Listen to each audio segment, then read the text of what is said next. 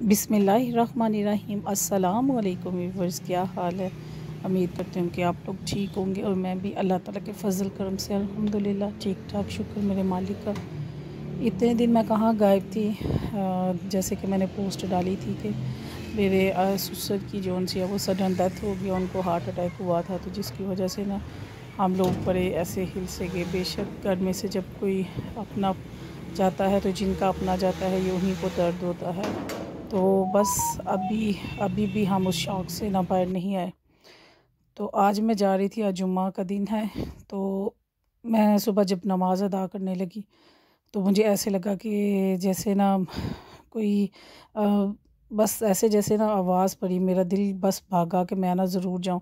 जबकि हमारे घर में ना औरतों का बहुत सख्ती से मना है कब्रिस्तान जाना, लेकिन मैंने आज किसी से इजाज़त नहीं ली और मैं ना चल पड़ी कब्रिस्तान की तरफ। तो छोटे भाई से मैंने जा कह दिया कि तुम मेरे साथ चलो, भाई तो महरम होते हैं ना।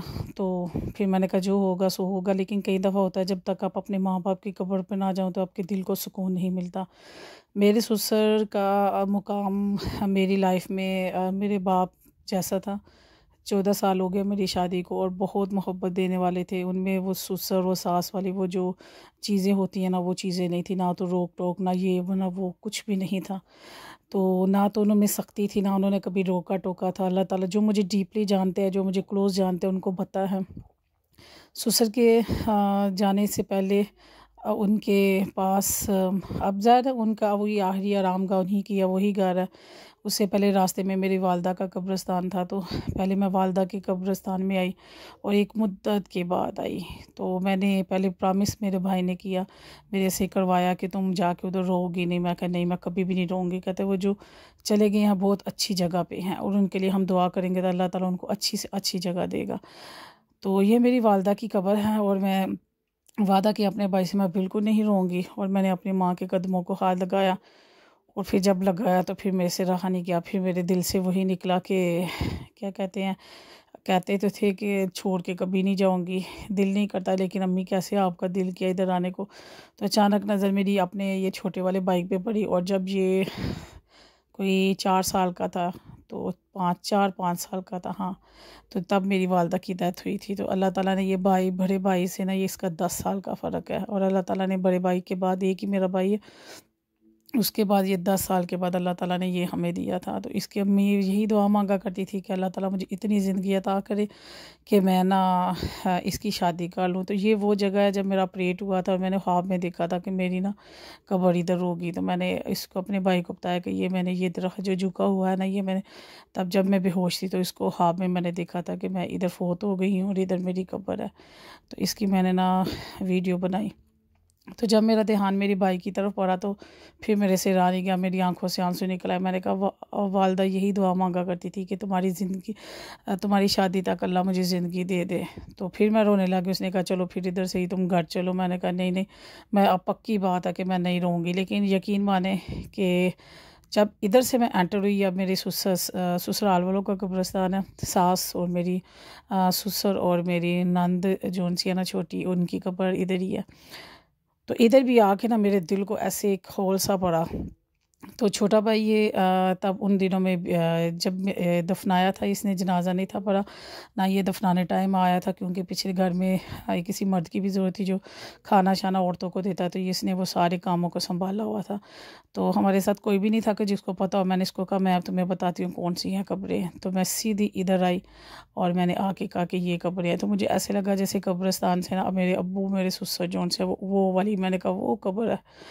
तो क्योंकि मैंने तस्वीर में देखी हुई थी तो वैसे भी मुझे लगा, मैं कहा यही कब्र है। मुझे ऐसे लगा जैसे खड़े होकर ना मेरे अब्बू कहते वो धी मेरी आई है की हाल है, क्योंकि अब्बू ने हमेशा मुझे बहू नहीं था समझा। कहते हैं जब अल्लाह ताला जन्नतों में गाड़ दे मरने वालों को, मेरे जो ससुर है उन्होंने हमेशा मुझे धी कहा था। और मेरा रिश्ता भी इसी बात पे हुआ था। जब मेरा रिश्ता लेने आए थे तो मेरे अब्बू ने कहा था असल धियाँ होंदियां ने जड़ियाँ लैके जाइदियां ने, जड़ी अपनी पैदा करी दियां तो किसी दी होंदियां नहीं। सिर्फ इस बात पे मैंने अपने घर वालों को कहा कि ये जो अब रिश्ता देखने वाले आया ना, बस इधर ही मेरी शादी कर दें, क्योंकि इनके बुज़ुर्गों की बात जो उनसे वो ऐसे दिल को छू लेने वाली है। तो कभी कोई पूछे ना कि आपने मसलन कि क्या ख़ासियत या खसूसियत देखी थी जब रिश्ता आप लोगों ने کیا تھا، تو میں سب کو یہی کہتی ہوں، میں کہتی ہوں رشتہ تو ان کے بیٹے سے ہوا تھا، لیکن میرے والد صاحب کی یہ جو بات تھی نا میرے دل میں گھر کر گئی، کیونکہ میرے پیرنٹس نہیں تھے، اور میرے سسر نے نا دیکھنے کہتے پتر رشتہ ہونا یا نہ ہونا مقدر دی گل ہے، لیکن تیاں وہی ہوندیاں نے جہڑیاں لے کے آئی دیاں نے، جہڑیاں کل چڑی دیاں نے، پیدا کری دیاں تو بگانیاں ہوندیاں نے۔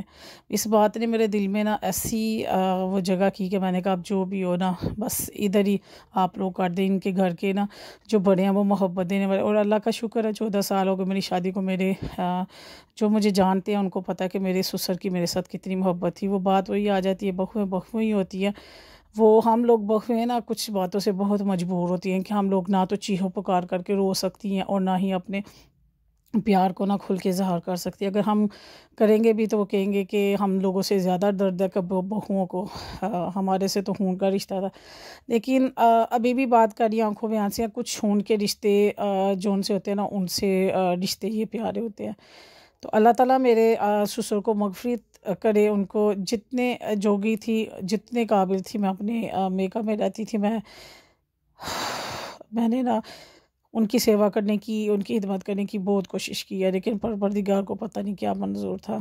تو آج جمعہ تو میں ذرا لیٹ آئی، تو گھر میں بن چکا تھا کھانا، چکن اور ساتھ کریلے بنے ہوئے تھے، لیکن میں کہہ کے گئی تھی کہ آج میں آؤں گی اور فش فرائی کروں گی، تو پھر نا ابا جی کا نا ختم دلائیں گے، اور جب میں گھر آئی میں لیٹ ہو گئی۔ اس کے بعد میں ہمارا آبائی گھر ہے، میری نند کا گھر، ادھر ہم لوگ روز اکٹھے ہو رہے ہیں، بس کہ اسی بہانے ہم ان کو کوئی تحفہ دے سکیں، تو والد صاحب کو، تو ادھر میں تسبیح پڑھنے چلی گئی۔ تو جب میں واپس آئی تو کھانا بن چکا تھا، تو بھابھی کہنے لگی کہ میں نے تو بنا لیا ہوگا، لیکن میری ماں کو یاد تھا، وہ کہنے لگی ماما جی آپ نے تو میرے سے وعدہ کیا تھا کہ دادا ابو کے لیے ہم یاسین پڑھیں گے اور ساتھ آپ فش بنائیں گی۔ تو پھر اس نے کھانا نہیں کھایا، اس نے ایسی ضد پکڑی کہ ابا جی میرے سسر کو نا یہ فش اور پائے بہت پسند تھے، تو میں نے کہا میں اس کی بات کبھی نہیں ٹالوں گی۔ تو پھر میں نے ایک ہی شرط رکھی، میں نے کہا شرط یہ ہے کہ تم یاسین پڑھو گی، اور جو یاسین پڑھے گا نا اسی کو ملے گا۔ تو پھر ماں اور پڑھی، دونوں نے یاسین پہلے پڑھی، اور جون سا میں نے کہا آپ لوگ تب تک پڑھو اور دعا مانگو، پھر میں آپ لوگوں کے لیے نا فش فرائی کر دیتی ہوں۔ ادھر میں فش فرائی کر رہی تھی ان کے لیے، اور وہ یاسین پڑھ کے اللہ تعالیٰ کی راہ میں، اللہ تعالیٰ کی خوشنودی حاصل کرنے کے لیے، اور اصحال ثواب اپنے نانا نانی دادا دادی سب کو، کل عالمین کے مسلمانوں کے لیے ہاتھ اٹھا کے دعا مانگ رہی تھی۔ پھر میں نے ان کو کہا کہ اب آپ لوگ نا فش کھا سکتے ہو، جب بھی زندگی میں فش کھانا ابا جی کو ضرور یاد رکھنا، کیونکہ وہ ان دو چیزوں کو بہت پسند کرتے تھے۔ اور بیٹا آج میں جو آپ کو باتیں سکھاؤں گی نا، تو جو آپ میرے سامنے کرو گی، کل کو آپ اپنی اولادوں کو سکھاؤ گی کہ ہم بڑوں کی ایسے عزت کرتے تھے۔ اگر میں آج اگنور کروں گی اس باتوں کو، تو آپ اپنی اولادوں کو وہ تربیت نہیں دے سکو گے۔ تو بس آپ لوگوں سے بھی التجا ہے کہ میرے والد صاحب کے لیے، میرے سسر کے لیے، آپ لوگوں کے سامنے سسر کہہ رہی ہوں، لیکن میں ان کو ابو جی کہا کرتی تھی، ابو جی کے لیے آپ ایک دفعہ الحمدللہ اور 3 دفعہ قل هو اللہ پڑھ کے ان کے لیے مغفرت کی دعا مانگے۔ اللہ تعالیٰ نے ان کو نہ تو رزق کا محتاج کیا، نہ ہی کھانے پینے کا محتاج کیا، اور نہ ہی ان کو آخری ٹائم کسی چیز کے محتاج ہوئی۔ اللہ تعالیٰ سب کو ایسی موت دے اور جنت میں جگہ دے، آمین۔